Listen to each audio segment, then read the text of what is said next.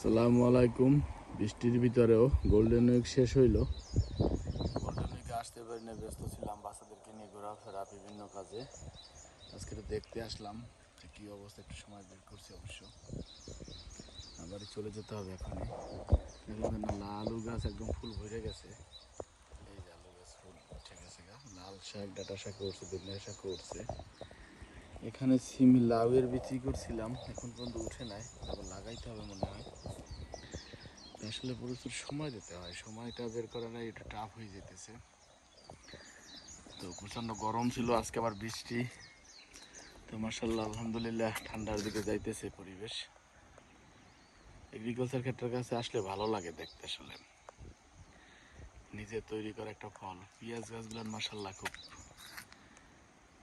দেখি শুরু করবো ইনশাল্লাহ। তবে এই ধনিয়া পাতা গাছটা বেশি ভালো হয়ে গেছে, এটা কাটিয়ে ফেলাইতে হবে, নতুনটা থেকে ইউজ করতে হবে। যাই হোক, শুক্রিয়া আলহামদুলিল্লাহ, বৃষ্টি গরমের ভিতরে এগুলো আছে। হ্যাঁ, আল্লাহ হাফেজ।